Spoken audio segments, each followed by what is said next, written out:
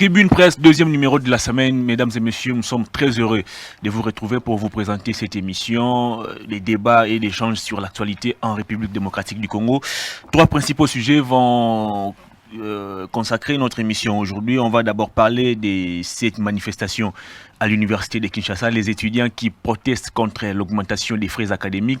Les frais est passé de 253 000 francs congolais à 485 000 francs congolais. La police nationale congolaise fait état, dresse un bilan de 9 blessés, 11 personnes interpellées et affirme qu'aucune arme létale n'a été utilisée. Puis on va prendre la question des gouverneurs invités par les ministres de la Justice. Est-ce que le ministre de la Justice a dans ses cette compétence-là d'inviter les gouverneurs? Que fait le ministre de l'Intérieur et que fait les premiers ministres? On va tenter d'en parler au cours de cette émission. Puis on va chuter avec les dossiers balkanisation. Vous avez suivi les propos du cardinal Ambongo. Vous avez également écouté celui de l'évêque Bokundo de l'église protestante au Congo. Et voilà donc les menus de notre magazine. Et pour en parler, nous recevons deux journalistes sur ces plateaux, deux anciens du groupe L'Avenir. Le premier est à sa première participation dans cette émission. Lui, c'est Pius Romain Rolla, à qui je m'en vais dire bonjour, Merveille. Merci pareillement, c'est un réel plaisir de me retrouver dans ce beau studio. C'est la première fois justement que je sois sur ce plateau. Mais ce n'est pas pour la première fois que j'ai des débats avec mon frère et ami Denis Kani. Ah, vous l'avez dévoilé déjà. Bien que nous avons des idées divergentes, cela ne nous oppose pas physiquement, spirituellement. C'est d'ailleurs ça la beauté de la démocratie. C'est ça la beauté de la démocratie, c'est pour permettre à ce que la lumière soit éclairée davantage dans le chef de ceux-là qui portent le Congo comme un seul pays. Et où en sommes-nous avec votre plainte déposée contre le président de la République? En fait, je ne suis pas une juridiction. C'est la juridiction qui devait fixer l'affaire. C'est pas moi, j'avais déposé la plainte. Bon. Je pense qu'avec le temps, le chef de l'État a compris qu'il avait commis une bourde. Il a remis le Sénat à sa place et je pense que ça n'a plus sa raison d'être. Alors, vous rencontrez sur ces plateaux un habitué de cette émission.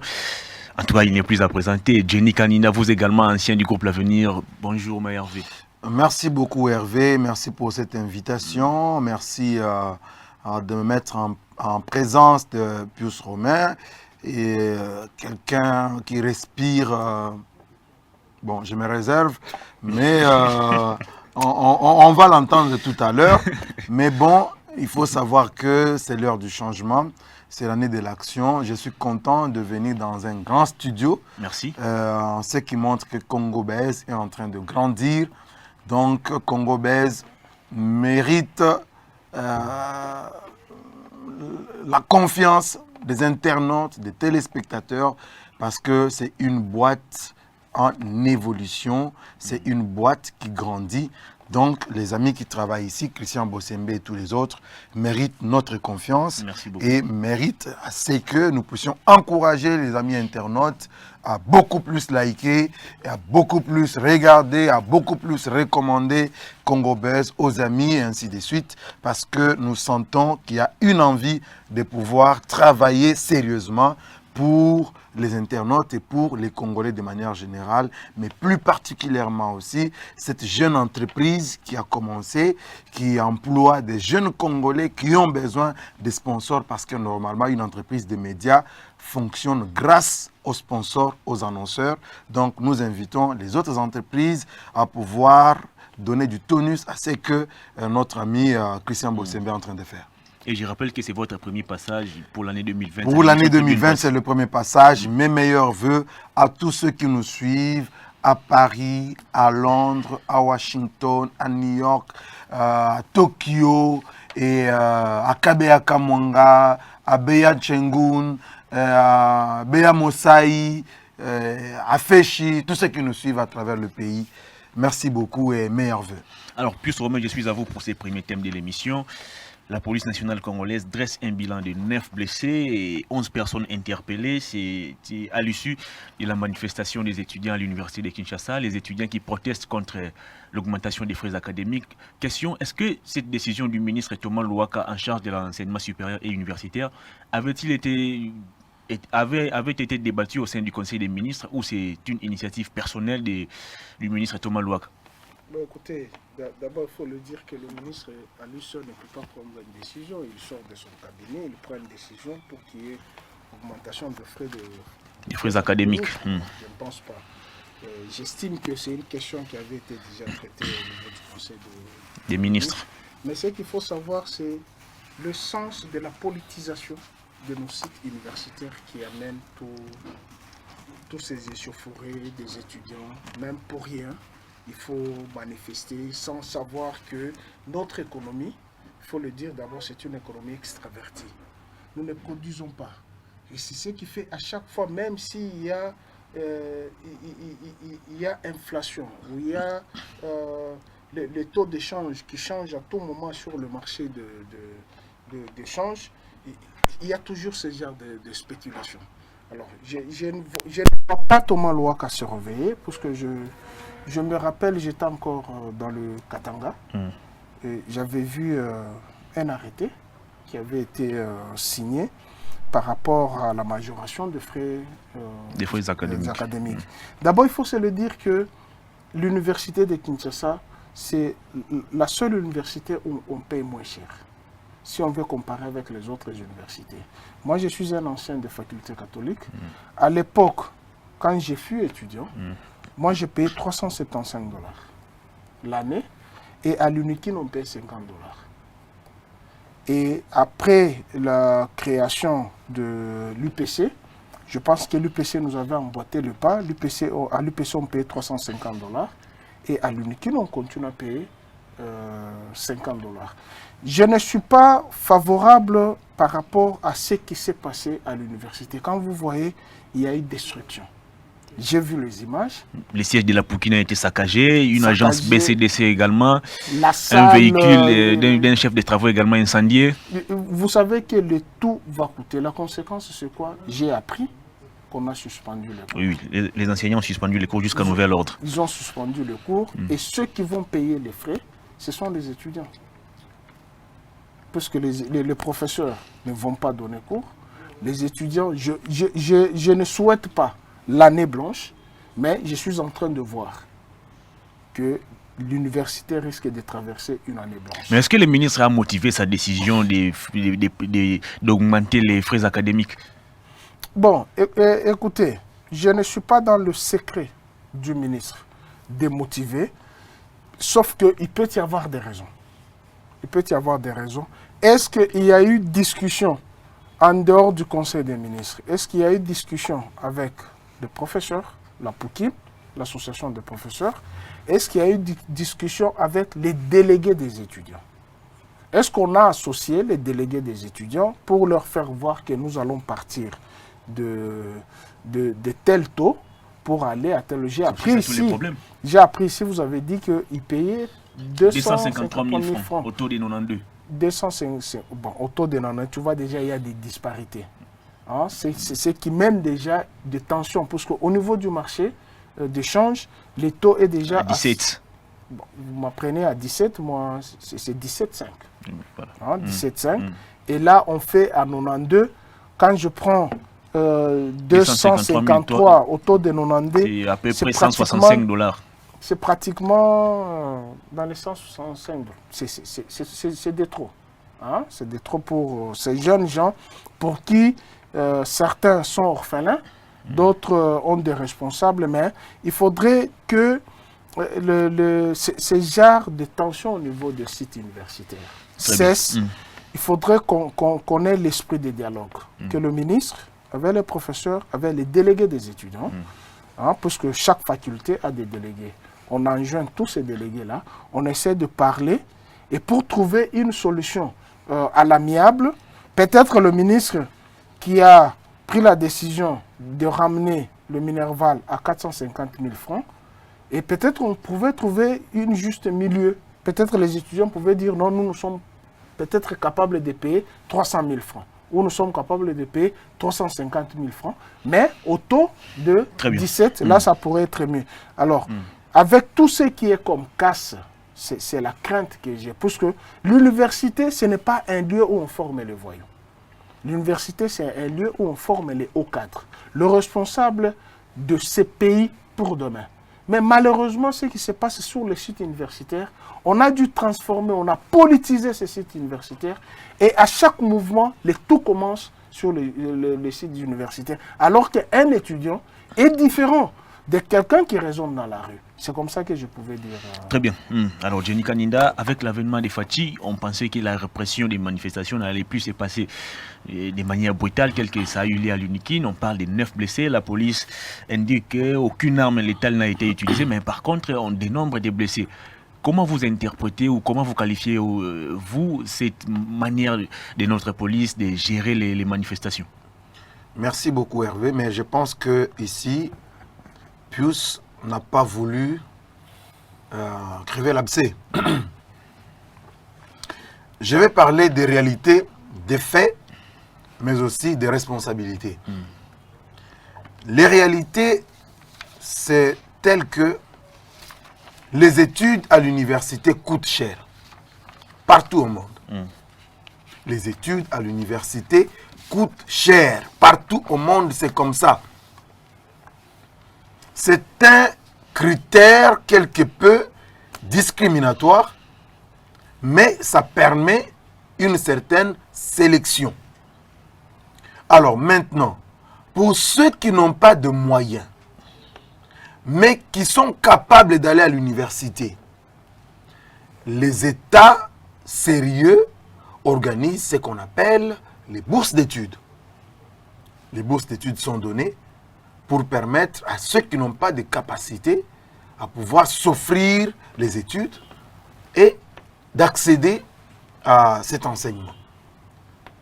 Beaucoup de professeurs que nous avons aujourd'hui au pays ont bénéficié de bourses de la part des pays frères ou même aussi de la RDC. Donc aujourd'hui, nous ne pouvons pas vouloir une chose et son contraire. Si nous avons besoin d'un enseignement de qualité, des universités de qualité, nous devons savoir payer le prix. C'est-à-dire un parent qui envoie son enfant à l'université doit se préparer quant à ceux. Ceux qui n'ont pas assez de moyens. Qui a dit que tout le monde doit aller à l'université? Qui a dit que pour avoir du travail, il faut être un étudiant ou bien un ressortissant de l'IFASIC, un ressortissant des facultés catholiques ou de l'université de Kinshasa? Non.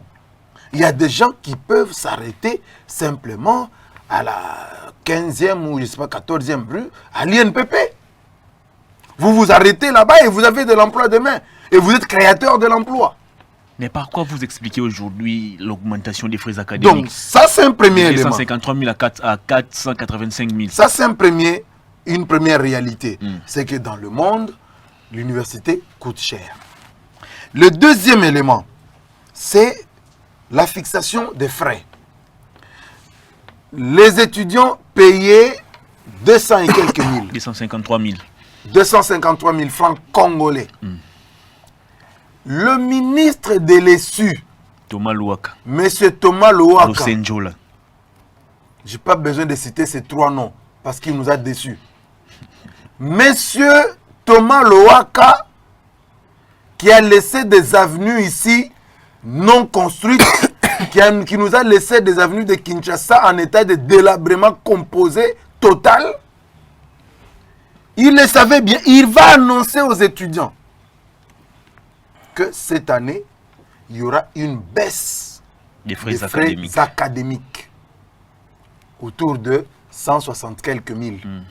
En dollars, disons 100 dollars. Il a annoncé aux étudiants. Tout le monde a suivi. Et après, là je suis dans les faits, on va mettre en place une commission de partenaires.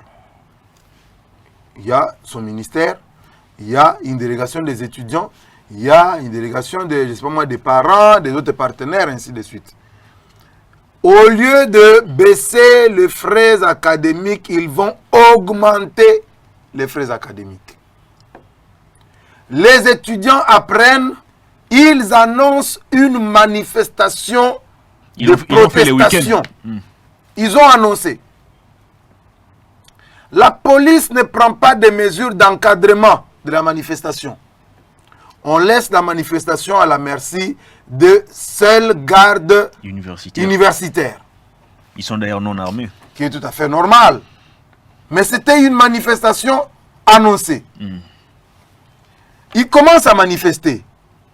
Ils cassent. Ils détruisent.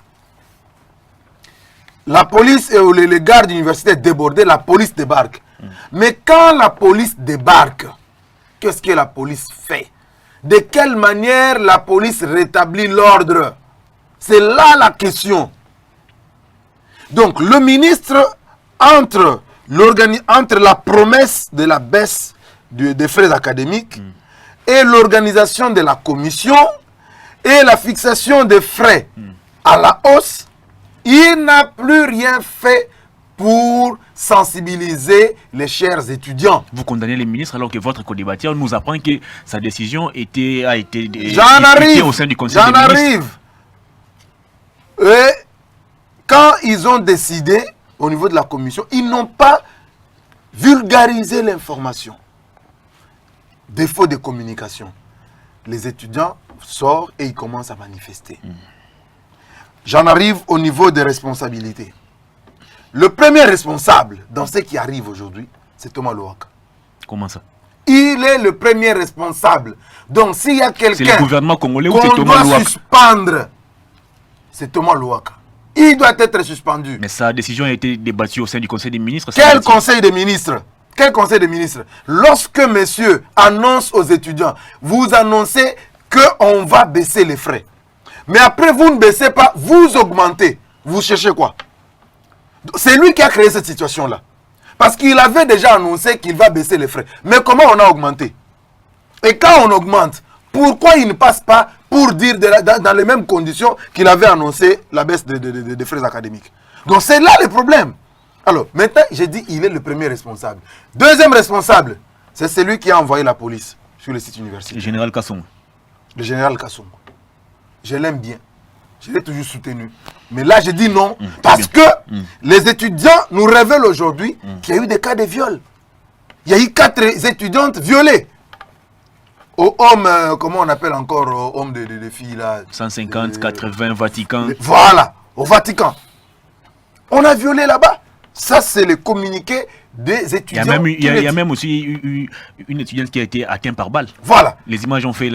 Donc, il faut que le monsieur le général nous explique comment est-ce que cette étudiante a été atteinte par la balle. Il faut qu'il nous explique, il faut qu'il nous dise qui a violé, qui a violenté, qui a pillé.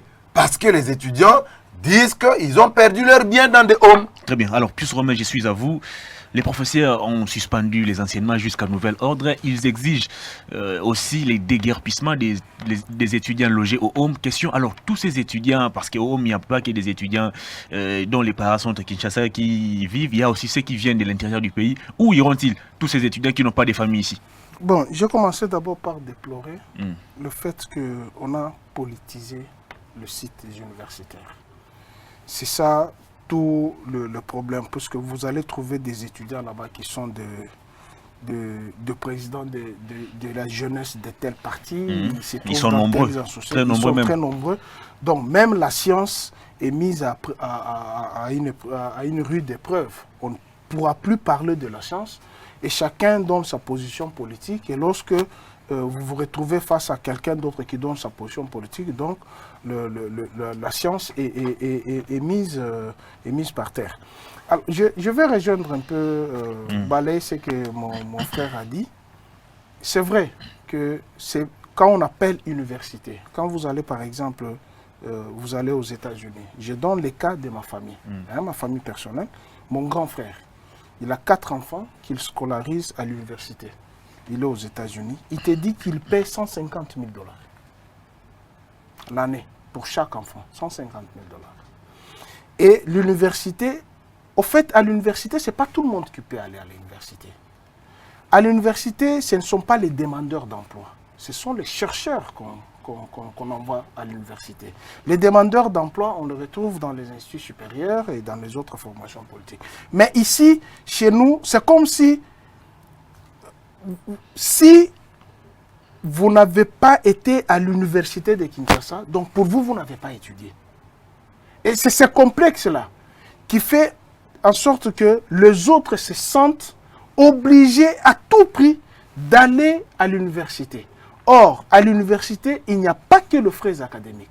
Il y a le frais connexe. Il n'y a pas que le frais académique. Il y a le frais connexe. Est-ce que les étudiants doivent à chaque fois se soulever lorsqu'on demande aussi les frais connexes? Entre-temps, vous demandez à ce que les professeurs soient mieux payés. Vous demandez à ce que les professeurs touchent $2000, $3000 pour mieux vous donner cours, mais l'argent en viendra d'où? C'est vous, étudiants, qui allez payer. Et mais lorsqu'on majore le frais académique, partant de ce qui se passe sur le marché économique, bon, je dis il fallait discuter avec ses partenaires. Cela est arrivé et maintenant le professeur suspend les cours. Ils exigent aussi le déguerpissement des étudiants logés au home. Moi, je dirais, je suis favorable à ça. Ah. Oui, je dirais, je suis favorable à ça. Mais où iront tous ces étudiants qui n'ont pas de famille ici si la société congolaise, elle est ce qu'elle est, c'est parce que l'élite a failli. Nous devons former les vraies élites. On ne peut pas former les voyous. Sur les sites universitaires, il faut qu'il y ait des gens réellement qui sont allés chercher la science. Il ne faut pas dire puisque tu viens d'une province, chez toi tu n'étais pas bien logé, tu vas chercher à être logé sur les sites et créer tous les dégâts possibles qui s'en suivent. C'est une site universitaire. C'est le cerveau du Congo. Ailleurs, on recrute dans les universités. On cherche les têtes pensantes dans les universités. Mais ici, regardez, nos universités sont des mouroirs. Pourquoi je le dis? Je suis favorable, je l'ai toujours dit, peut-être mon frère ne va pas me contredire. J'ai dit l'autre fois ceci. Après proclamation des résultats des examens d'État, il ne faudrait pas inscrire les étudiants. Il faut renvoyer tout le monde au service militaire. C'est ça ce qui nous manque, puisque nous allons parler aussi de la situation sécuritaire à l'Est. Nous manquons ce sens patriotique. Ailleurs, il y a les services militaires. Mais ici, chez nous, qui est militaire sont des voyous. Les voleurs, les bandits qui entrent dans des maisons, on les prend, on leur donne les armes. La conséquence, c'est quoi? Ils reviennent, ils disent, je vais me venger puisque tel m'avait fait ceci, je vais m'en prendre à telle famille. Or, le service militaire, c'est un service génial. Il n'y a pas de bourriques dans le service militaire. Vous allez trouver les architectes là-bas. Les génies civils, ils sont là dans le service militaire. Et je le dis, chaque fois je le dis, il faut désengorger l'université de Kinshasa. Cette université a été construite pour quelle capacité? Qu'on se le dise. Elle a été construite pour quelle capacité? Ce n'était pas une capacité de 10 000 étudiants, ni de 3 000 étudiants. Aujourd'hui, ils sont à plus de 25 000. Imagine-toi dans un auditoire qui accueillait autrefois 60 étudiants, vous vous en trouvez 2 000. Même les professeurs, même l'assistant, peut corriger votre papier comment? Mais que fait l'université de tous ces frais payés par les étudiants? Mais écoutez, d'abord, tout le monde a failli. Que ce soit l'État congolais a failli. Que ce soit les étudiants, ils ont failli. Moi, Pius, je ne peux pas aller m'inscrire à l'université de Kinshasa avec une pléthore d'étudiants comme ça. Je vais étudier comment? Jenny l'a dit ici, il ne suffit pas de sortir de l'université de Kinshasa. Il y a plusieurs universités ici. Il y a l'ISC, il y a l'ISP, il y a l'ULK, il y a les facultés catholiques. Il y en a. Est-ce que nécessairement il faut aller à l'université pour être un intellectuel? Et ceux qui font l'INPP? Et ceux qui nous tuent encore, c'est quoi? Tout le monde veut être avocat, tout le monde veut être médecin, tout le monde veut être économiste. La conséquence, c'est quoi? J'ai l'honneur, j'ai l'honneur. Il n'y a pas d'emploi. Alors qu'il y a les métiers, les études professionnelles. Nous manquons les architectes, nous manquons les regarde comment le Kinshasa est devenu ça. On manque même les ingénieurs agronomes et nous mourrons de faim. Tout le monde veut être avocat, tout le monde veut être médecin, tout le monde veut être économiste. La conséquence, c'est le taux de chômage. Vous sortez de l'université, j'ai l'honneur, les j'ai l'honneur là. Et quand vous regardez même la façon d'écrire, vous allez poser la question, est-ce qu'il faut ressusciter Maurice Grévis? Très bien. Alors, Jenny Kandé, aucun bâtiment, aucun nouveau bâtiment n'a été construit à l'UNIKIN. Les hommes, depuis qu'ils ont été construits, n'ont subi aucune réhabilitation. Aujourd'hui, les professeurs ont arrêté les cours. Ils exigent le déguerpissement des étudiants. Le Premier ministre, qui est lui-même aussi professeur, appelle les étudiants au calme. Finalement, jusqu'où ira cette série de manifestations? Parce que je rappelle, à l'UNIKIN, lorsqu'on commence, tant que la décision ne sera pas trouvée, ils continueront toujours à manifester. Non, mais moi, je crois que les professeurs, ils cherchent à monter les enchères, mais pour rien. Ce n'est pas la peine de monter les enchères en ce moment. Parce qu'il faut essayer de trouver des solutions qui puissent calmer la situation. Parce que moi, j'ai entendu dire que si on vient nous déguerpir, on ne le fera pas. Qu'on commence d'abord par déguerpir les professeurs qui sont au plateau. Au plateau. Vous voyez? Donc, chers professeurs, il ne faut pas envenimer la situation. À l'état où nous sommes aujourd'hui, il faut que chacun essaie de mettre un peu d'eau dans son vin. C'est vrai, les études coûtent cher, mais tous les pays où les habitants ou les parents n'ont pas tous les mêmes moyens. Chez nous, le pouvoir d'achat, il est encore faible. Attendons que le gouvernement Ilunga Ilunkamba travaille, que le budget qui a été voté, promulgué par le président de la République, entre en scène, qu'on paye des primes aux parents, qu'on paye des salaires aux parents. En ce moment-là, on peut parler augmentation des frais d'ici ou de là. Mais lorsque le pouvoir d'achat est encore bas, comment vous pouvez penser augmenter déjà des frais? Je crois que ce n'est pas bien réfléchi. Donc aujourd'hui, nous nous demandons aux professeurs d'université de pouvoir se calmer. Qu'ils se calment, que les étudiants se calment, que chacun mette un peu d'eau dans son vin, de sorte à donner lieu à une concertation, à donner lieu à une solution concertée entre les gouvernants, les étudiants et même les parents. Parce que c'est vrai, il y a des étudiants qui se prennent en charge, mais il y a des étudiants qui sont pris en charge par des parents et par des tuteurs, par des bienfaiteurs. Donc, il ne faut pas qu'on crée l'asphyxie. Il ne faut pas qu'on crée une situation de blocage. Parce que je sais qu'aujourd'hui, il y en a qui sont en train de chercher des blocages pour en comptabiliser un grand nombre et favoriser ce qui appelle au dialogue aujourd'hui.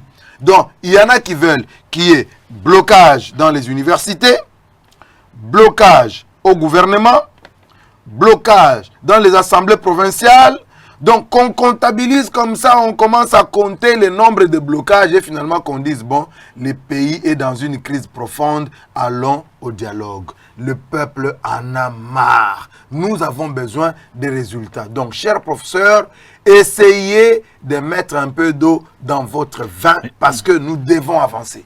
Les professeurs ont déploré depuis longtemps les manques à gagner avec les paiements des frais académiques au taux de 92, mais les gouvernements n'avaient jamais réagi. Alors aujourd'hui, on parle de 6 millions pour fêter l'alternance, 15 millions perdus, 200 millions. Est-ce qu'on ne peut pas prendre ces 6 millions, par exemple, destinés à fêter l'alternance et l'orienter vers l'UNIKIN pour compenser ces manques à gagner? Un gros mensonge. Qui a dit qu'on avait débloqué 6 millions pour fêter l'alternance? C'est un gros mensonge. C'était une proposition qui venait des amis du FCC à la commission qui devait traiter les activités liées aux festivités de l'alternance. Mais une fois présenté, ça créait un tollé. Les 6 millions n'ont jamais été décaissés, jamais. Il faut le dire aux Congolais. Ça, c'est le discours des lamoukistes qui pensent que, bon, le pouvoir actuel est là. Est-ce Lamouka qui avait proposé 6 millions pour fêter l'alternance? Lamouka n'a pas proposé les 6 millions parce que Lamouka n'est pas au pouvoir. Ceux qui sont au pouvoir, FCC cache. La proposition est venue d'un membre du gouvernement qui appartient au FCC, mais la personne qui gère la commission qui doit mettre en place toutes les activités ayant trait à la célébration de l'an 1 de l'alternance, c'est quelqu'un de cash. C'est lui qu'on a vu. C'est lui qui a porté le projet, qui a présenté le projet. Mais Ce n'était pas de l'argent déjà décaissé. On a dit, bon, on a mis de côté 6 millions pour fêter l'alternance. Ça, c'était de l'intox. Cet argent n'a jamais été décaissé. Jamais. C'était une proposition. Mais la proposition devait passer au Conseil des ministres pour être validée. Ça n'a jamais été validé. Très bien. On va prendre les deuxièmes thèmes de l'émission. Mais une dernière question d'abord à vous concernant ces premiers thèmes. L'université de Kisangani, à l'université de Kisangani, les étudiants aussi ont manifesté, c'était hier je crois. Comment vous voyez l'issue de ces différentes manifestations? Non, moi je dis ceci. Hein. Le Congo est malade. La maladie du Congo commence par ces élites. Les élites qui sortent d'université. Quelle formation ont-elles eu à l'université? Parce que quelqu'un qui a reçu une bonne formation à l'université ne peut pas mettre ce pays à genoux de la manière dont nous l'avons mis à genoux. C'est pourquoi je continue, je soutiens les professeurs, contrairement à mon frère, je soutiens les professeurs. On doit vous soutenez les professeurs. Je soutiens les professeurs, on doit désengorger. On doit déguerpir les étudiants du haut. On doit désengorger les sites universitaires. Désengorger, déguerpir, c'est pas la même chose. Hein? Je dis il faut déguerpir. Pourquoi je dis ça? D'abord, qui est autorisé à être logé sur les sites universitaires? Ce n'est pas un étudiant de premier graduat. Comment ça? Non, non. Il faut prendre les critères universitaires. Or, quand vous voyez là-bas, il y a les sous-logés. Dans un auditoire, lui ne peut pas me contredire. Vous pouvez trouver il y a même ceux qui ont déjà fini les études, mais qui continuent à rester. Qui ont déjà fini les études, qui continuent à rester. Qui ne sont pas étudiants. Qui ne sont pas étudiants. Et quand vous regardez bien, ce sont eux les meneurs. Donc on ne peut pas déguerpir les étudiants. Non, non, il faut déguerpir. Parce que là, ce ne sont pas des étudiants. Non, non, s'il vous plaît. Il faut déguerpir tout le monde, recommencer à zéro pour mieux faire. Ce n'est pas dire que sur le site universitaire, il n'y aura plus quelqu'un. Non, il faut d'abord déguerpir tout le monde. Puis remettre de l'ordre. Et remettre de l'ordre. Voir qui est étudiant en ordre, qui ne l'est pas. Puisque la plupart, quand vous suivez même les communiqués de la police, même de la police universitaire, on vous dirait que la plupart de ceux qui ont été à la base de ça ne sont pas étudiants. Ce sont les jeunes gens qui viennent dans les périphéries, qui profitent de la situation. Un vrai étudiant ne peut pas abîmer son université de la manière qu'on l'a abîmé. Un vrai étudiant ne peut pas le faire. Puisqu'il sait que son avenir repose sur ce site universitaire. Mais quand tu regardes, j'ai les images avec moi. Quand vous regardez de la manière dont on a détruit l'université, et vous vous posez la question, est-ce que nous avons une armée, nous avons une milice ou nous avons une élite sur les sites universitaires? Voilà pourquoi j'ai dit aux professeurs, tenez bon, il faut déguerpir tout le monde. Savoir qui est étudiant, puisque la révélation vient d'être dite par mon frère. Il y a ceux qui ont déjà fini les études, mais qui sont là, qui continuent. Et ils ont des femmes et des enfants là-bas. Alors qu'il y a des étudiants, réellement étudiants, qui manquent les hommes où rester. C'est pourquoi il faut d'abord, ne voyez pas l'aspect qu'on va fermer l'université. Qu'on recommence le tout à zéro. Et qu'il y ait une commission réellement responsable, une commission responsable, qu'on sache que dans chaque chambre, on doit y avoir combien d'étudiants. Puisqu'il y a ceux qui sont sous-logés. Un étudiant qui est en premier graduat, on lui dit non, pour être logé dans la chambre, il faut payer $100. Et ces $100 échappent au comité de gestion de l'université. Entre-temps, il y a une surpopulation sur les sites universitaires que l'université elle-même ne contrôle pas. Voilà pourquoi je dis à mon frère d'atténuer, ce n'est pas pour fermer l'université, mais pour mieux faire, qu'on sache qui est qui sur le site universitaire, puisque c'est le cerveau du pays. Très bien. Ce n'est pas un champ où on doit jeter n'importe qui, c'est là où sort l'élite congolaise. Et il faut qu'il y ait de l'ordre. On doit savoir qui est qui sur ce site universitaire. Les Minerval, bon, écoute, il a parlé du pouvoir d'achat, c'est tout à fait normal. Mais lorsque j'ai converti les 450 000 francs en dollars, je pense que c'est autour de $260 qu'il faut payer le frais académique. C'est vrai pour d'autres familles, c'est beaucoup. Mais écoutez, si vous n'avez pas les moyens d'envoyer vos enfants sur les sites universitaires, il ne faudrait pas les envoyer pour créer des troubles là-bas. Il faut avoir la possibilité de faire étudier les enfants. Ce n'est pas seulement ce qu'il dit, effectivement. La bourse, ce n'est pas tout le monde qui est bénéficiaire de la bourse. Il y a des critères pour avoir la bourse. Ce n'est pas que le matin comme ça... Est-ce que la bourse en question, ici au Congo, ça existe encore? Bon, écoutez, notre pays a été mis à genoux il y a longtemps. Et ceux qui l'ont mis à genoux sont encore dans ce pays. Et pour la plupart des professeurs d'université. Voilà pourquoi je dis... mieux vaut tard que jamais. Très bien. C'est mieux qu'on recommence la situation. Peut-être cette situation qui a eu de casse à l'université peut permettre à ce que les universités, le ministère de l'enseignement supérieur et universitaire mettent un peu de l'ordre. Sache qui est qui sur le site universitaire. Les étudiants n'ont pas à donner l'ultimatum aux professeurs de dire de quitter le plateau de Batéké. Ces plateaux-là... Le plateau des professeurs. D'ailleurs, on appelle plateau des professeurs. C'était pour eux. C'est à eux qu'on avait donné ces plateaux d'université. Ils n'ont pas à engager un bras de fer, d'autant plus que ces gens-là détiennent la science en leur faveur. Les étudiants ont besoin des professeurs. Les professeurs aussi ont besoin des étudiants. Mais des étudiants de qualité. Pas des voyous qui ont cassé l'université. Et je continue à dire, le vrai étudiant, un vrai étudiant, ne peut pas se permettre d'abîmer l'université de la manière qu'on l'a abîmée. Rapidement, parce qu'on doit prendre les deuxièmes thèmes de l'émission. Merci. Je crois que Pius s'est contredit. Parce que moi, je persiste. On ne doit pas aujourd'hui se permettre de déguerpir tout le monde. Non. Lorsque vous avez votre parcelle et que vous avez laissé vos enfants dans la parcelle, et après, il y a des voisins qui viennent s'installer, vous dites pour remettre de l'ordre dans ma parcelle, je chasse tout le monde. Et mes enfants, et les enfants des voisins, et les ramassis, tout le monde dehors. Non, ça c'est quel parent? Là, tu parles sur... Ça c'est quel parent? Non, là tu parles sur le plan biologique, tu sais que celui-ci est mon fils. Attends, permettez-lui de finir parce qu'on va prendre les deuxièmes thèmes de l'émission. Je le complète. Mais là-bas... Non, tu ne me complètes pas. C'est une fourre-tout. J'ai la parole. On ne sait pas qui est de finir rapidement. J'ai la parole. Dans votre temps. Donc vous n'allez pas chasser tous vos enfants et les ramasser au même moment. Non. Vous connaissez vos enfants. Mes enfants, mettez-vous à gauche. Les ramasser, allez à droite. Vous les ramassez dehors. C'est ça un parent responsable. Le peuple d'abord qu'on nous a chanté veut que l'on puisse respecter les droits des uns et des autres.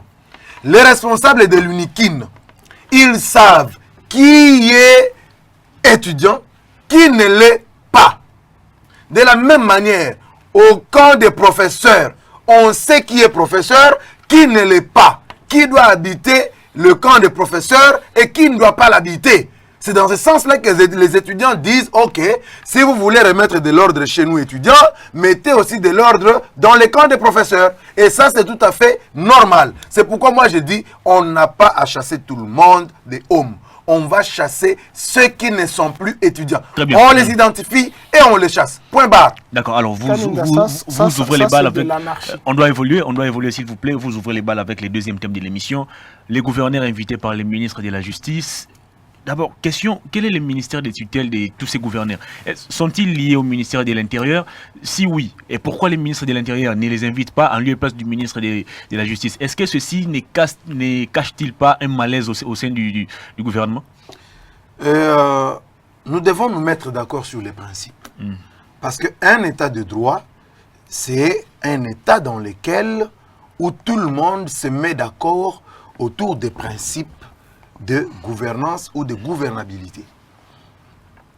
On ne se lève pas un matin, on prend une décision, Pius l'avait dit ici, parce qu'on est ministre, on prend une décision et on l'exécute. On doit respecter les règles de l'art. Et en cette matière, nous savons que les gouverneurs de province, les entités territoriales décentralisées, dépendent du ministre de l'Intérieur. Et pour les cas d'espèce, actuellement, nous avons un vice-premier ministre qui est Gilbert Kankonde. Il est du cash. Nous avons une ordonnance loi numéro 17, vous pouvez vérifier, du 10 juillet 2019. C'est cette ordonnance qui régit le fonctionnement, les attributions des membres du gouvernement. Et au terme de cette ordonnance, à l'article 53, on vous dit que c'est le ministre de l'Intérieur, lorsqu'il y a un... Non, pas le ministre de l'Intérieur. Lorsqu'il y a un problème dans un secteur donné, le ministre de tutelle met en place une commission. Commission que lui préside pour trouver la solution aux problèmes qui se posent dans le secteur. Et lorsque, au niveau du Conseil des ministres, là c'est l'article 55, lorsqu'au niveau du Conseil des ministres, on se rend compte que la question touche plusieurs ministères à la fois, ou touche plusieurs secteurs. Ça peut être le secteur de la justice, ça peut être le secteur social, ça peut être... S'il y a plusieurs ministères qui sont concernés, on met en place une commission interministérielle. Et la commission interministérielle est présidée par le ministre dont le secteur est concerné. Ça, c'est l'ordonnance loi qui le dit. Vous pouvez vérifier. Alors, ici, il y a une situation créée par le FCC. Regardez bien toutes les provinces qui ont des tumultes aujourd'hui, c'est des provinces où le FCC avait perdu. C'est-à-dire, vous avez un candidat FCC, vous avez un candidat qui était le ticket FCC, il a perdu, et après, on récupère. C'est le cas au Congo central, c'était pas Atou Matoubana qui était le ticket FCC. Mais, puisqu'il a gagné, on le récupère, on dit, il est FCC. Ok, d'accord, alors qu'il était indépendant. Quand vous allez au Sankourou, ce n'est pas le candidat FCC qui avait gagné. Lorsque vous allez, c'est encore où Ituri. C'est la même situation. Donc aujourd'hui, c'est une situation qui est créée. Alors, dans tout ça, on vous dit, on doit maintenant résoudre le problème. On met en place une commission. Et cette commission-là, malheureusement, une commission ad hoc, n'est pas présidée par le ministre de l'Intérieur, qui est UDPS. On confie la commission au ministre PPRD, le ministre de la Justice. Est-ce que c'est si... Et moi, je ne comprends pas. Le ministre de la Justice, M. Toundara, c'est quand même quelqu'un de réfléchi. C'est vraiment quelqu'un de réfléchi. Je ne comprends pas comment il peut accepter de prendre la présidence de cette commission ad hoc, alors que c'est une matière qui concerne d'abord des acteurs qui dépendent du ministère de l'Intérieur. Qu'est-ce qui est cherché? On cherche à créer un blocage. C'est comme je le disais ici. Créer un blocage pour profiter à qui? Pour un blocage qui va profiter au dialogue.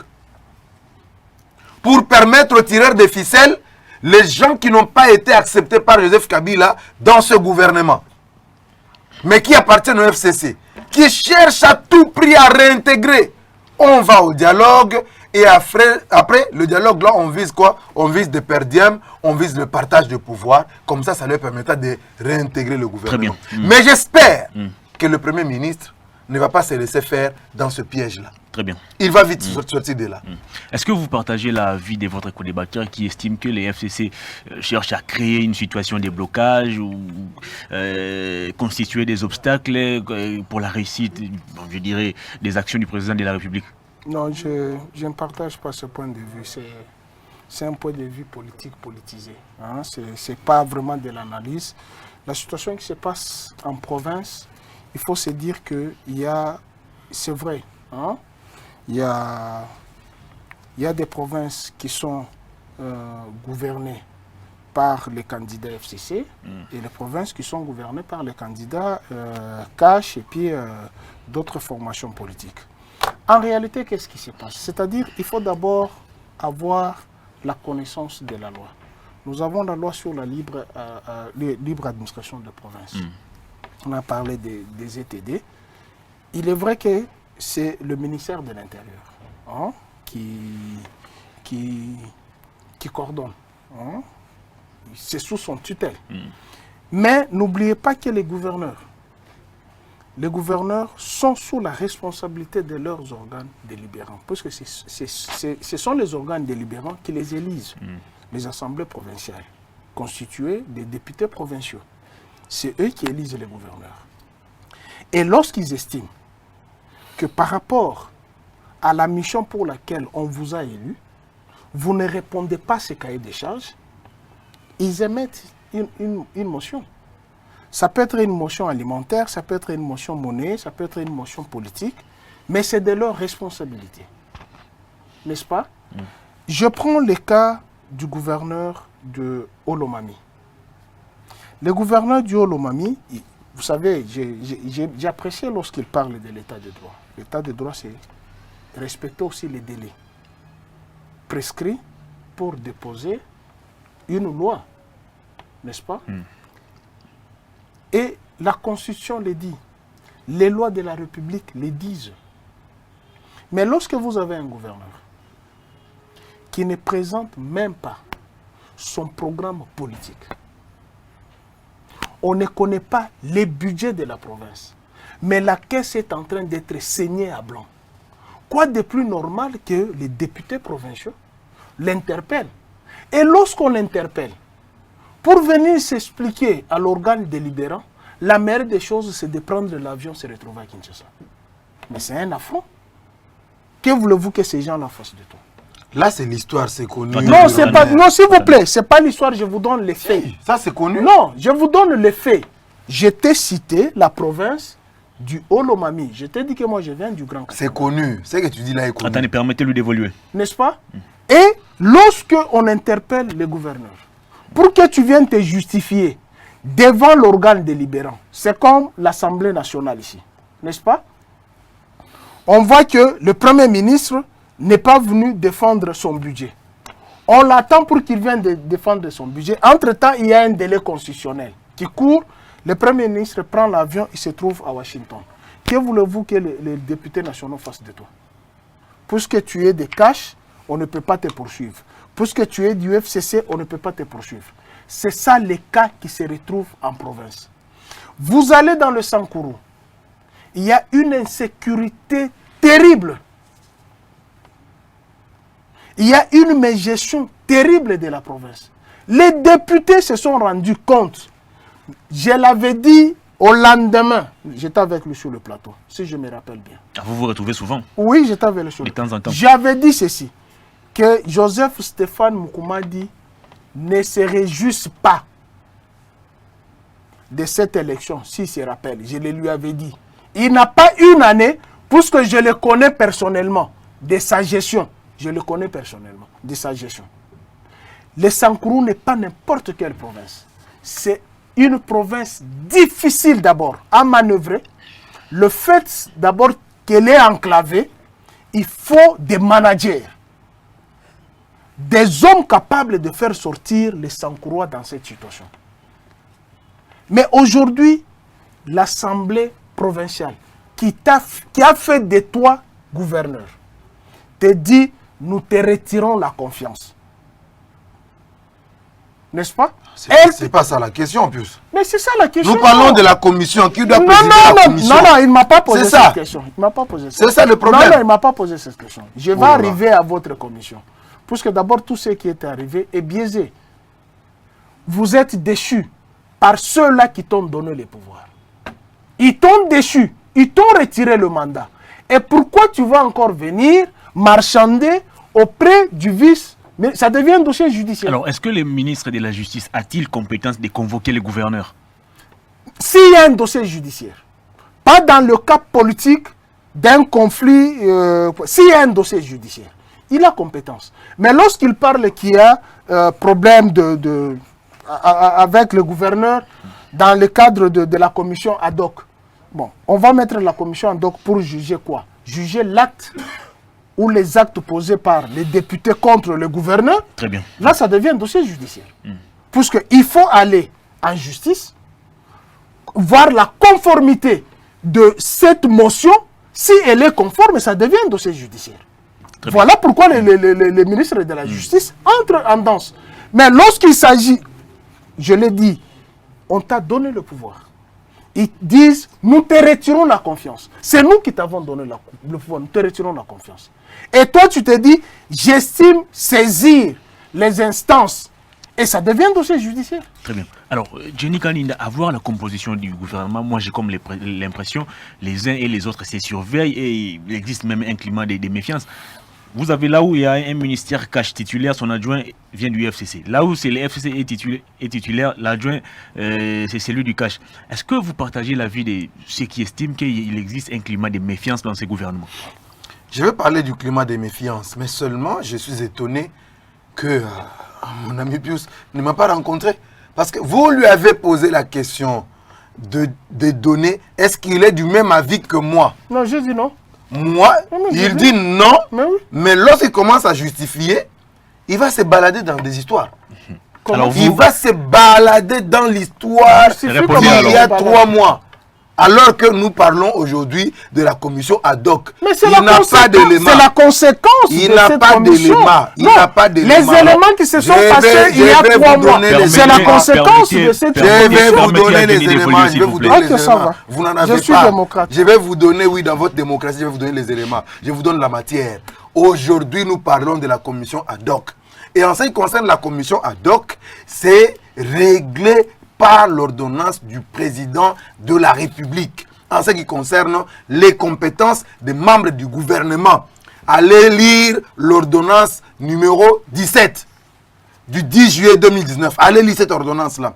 Donc le ministre de la Justice n'a pas qualité de pouvoir inviter aujourd'hui, dans cette question ici des gouverneurs, il n'a pas qualité parce que l'article 55 dit que lorsque c'est le conseil des ministres qui décide, c'est-à-dire sous l'orientation du Premier ministre, on met en place une commission interministérielle. Donc on reconnaît l'apport des autres ministres, notamment l'apport du vice-premier ministre en charge de la justice. Il peut corroborer, mais sous la présidence du ministre ayant le secteur en sa charge. Et ici, le ministre ayant en charge la question des gouverneurs de province, tu as dit c'est vrai que les ETD sont sous la tutelle de ministre de l'Intérieur. Mais comment est-ce que le Premier ministre va prendre cette question-là, ce dossier, et le confier au PPRD Tounda Kasende, qui n'est pas ministre de l'Intérieur? C'est ça la question.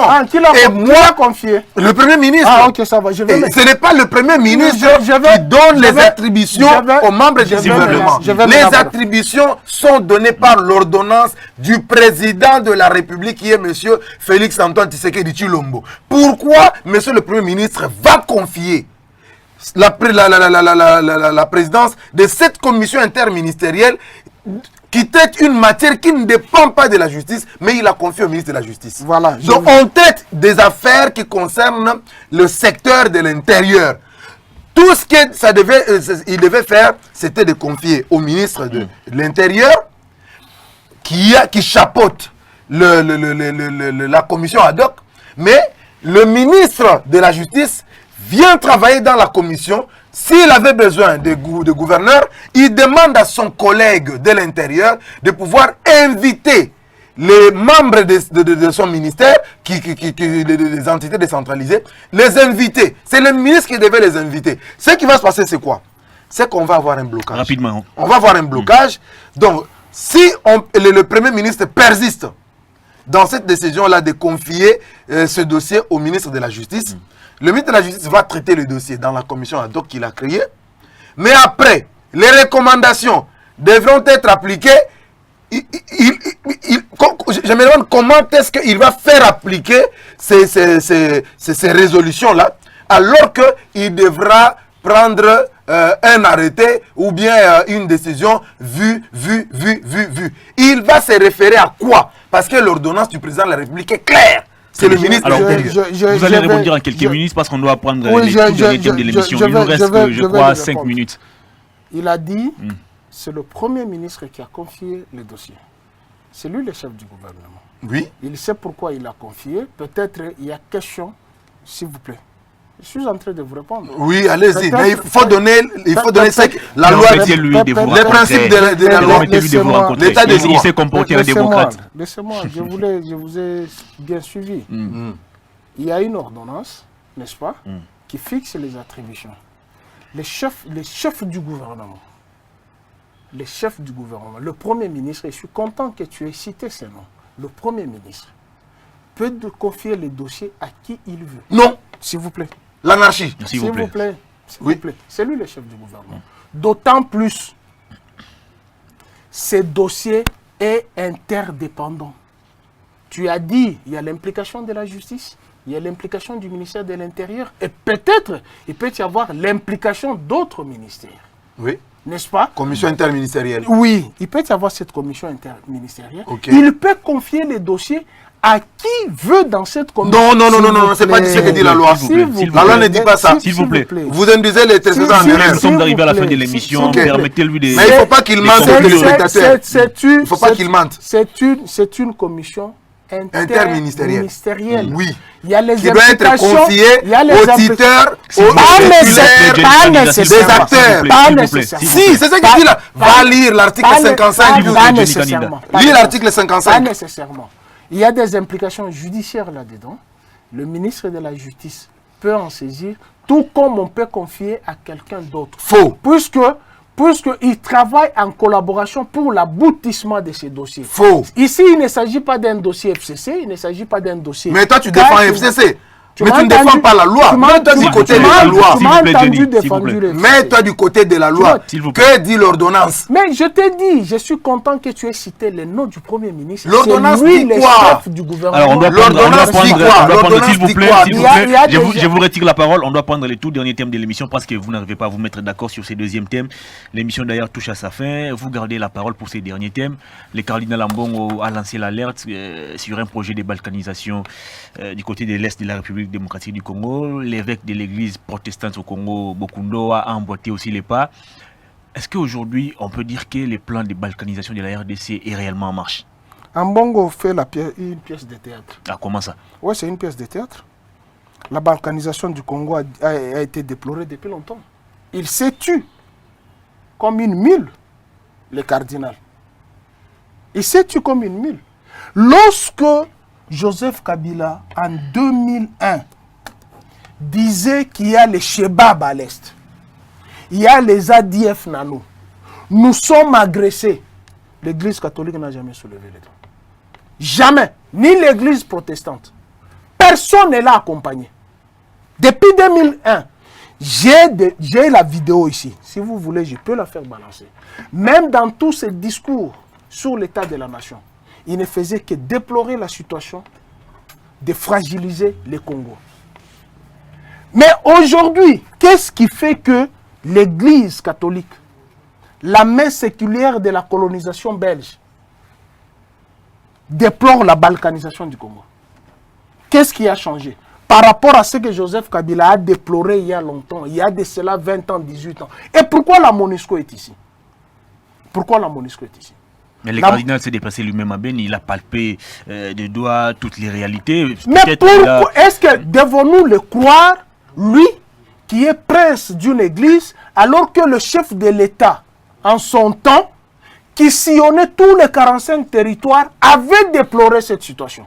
Même devant la tribune des Nations Unies, il a déploré, qui a dit il y a les Shebab. On est en train d'islamiser la partie est de la République démocratique du Congo. Et où était-il pour soutenir cette démarche en son temps? Il fallait attendre que cette démarche pourrisse, qu'on arrive à la concrétisation de la balkanisation de la RDC par Herman Cohen et d'autres Congolais des mèches avec la partie rwandaise pour que le prince des églises sorte, dise qu'il y a la balkanisation. Moi je dis, ça c'est de la comédie. C'est de la comédie, puisque Ambongo le sait, que cette situation a fait tuer 3 évêques à Bukavu, dans cette partie est. Où était-il pour déplorer cette situation? Où était-il? Il n'était pas cardinal à l'époque, je crois. Est-ce qu'il faudrait-il être cardinal pour déplorer qu'il y a agression à l'est de la République démocratique du Congo? Donc, et celui de protestant qui a déploré aussi, il est cardinal? Non, c'est la manga. Tu sais, hein, ce Congo ici a beaucoup souffert. Je pense que nos enfants, même si nous ne rétablissons pas la situation, nos enfants doivent poursuivre les enfants de ceux qui ont mis ce pays à genoux. Très bien. La situation ne fait que pourrir à l'est de la République démocratique du Congo. Les cardinals lancent l'alerte concernant un projet de balkanisation. Vous avez suivi Vital Kamerhe au mariage du fils de James Kabarebe déclarer que nous devons consolider les relations non pas entre la RDC et le Rwanda, mais plutôt les relations entre les Kivu et le Rwanda. Est-ce que pensez-vous aujourd'hui que les projets de balkanisation du pays est vraiment en marche? Le projet de balkanisation de la RDC date de très longtemps. Mobutu l'a laissé. Parce que vous vous souvenez qu'il y a eu la guerre de 6 jours, oui, 6 jours, de Shaba. C'était la balkanisation. Et donc, vous vous souvenez que ce pays était divisé en 3 ou 4 morceaux. C'était le projet de balkanisation. Donc, ces velléités-là, de la part de nos voisins, n'ont jamais dit leur dernier mot. Nous savons que ça existe. Voilà pourquoi le président de la République, Félix Tshisekedi, a entamé une approche, l'approche diplomatique. Parce qu'il s'est rendu compte qu'aujourd'hui, nous avons une armée qui doit être réformée, une armée qui doit être équipée, une armée qui doit être assainie. Et à ce titre, nous ne pouvons pas privilégier l'approche militaire. Il faut la diplomatie. Il a sillonné le monde.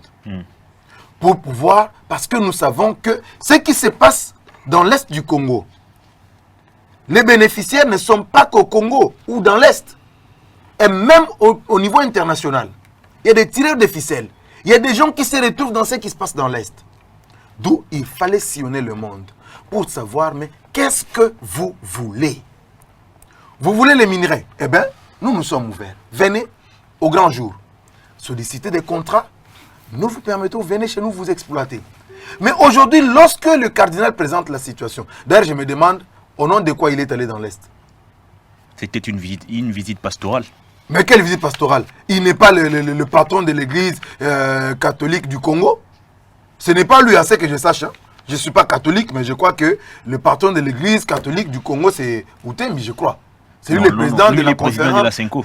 Mais c'est la Senko qui gère tous les évêques du Congo, tous les responsables du Congo. Très bien. Lui, il est cardinal. Donc, cette déclaration-là se situe dans un plan de l'Amouka, qui est celui de déstabiliser le pays. Les forces armées de la RDC aujourd'hui sont au front, en train de mourir, de répandre leur sang pour rétablir la paix, mettre hors d'état de nuire tous les éléments négatifs, toutes les forces négatives. Mais voilà qu'en ce moment-là, il y a des discours qui viennent du cardinal pour dire qu'il y a balkanisation. Les populations rwandaises, burundaises, ougandaises sont en train d'être installées dans l'Est du Congo, mais sans nous dire dans quelle localité on a installé les Rwandais. Très bien, l'émission est complètement terminée, nous avons débordé de quelques minutes, mais il y a une rubrique ici à la fin de l'émission qui consiste pour l'invité de regarder la caméra et puis s'adresser au public pendant quelques secondes, et puis si possible, vous leur passez vos coordonnées. Moi c'est Pius Romain Roland, je suis éditeur du journal La Base des Patriotes. Je vis à Kinshasa. Je salue les téléspectateurs qui suivent cette émission.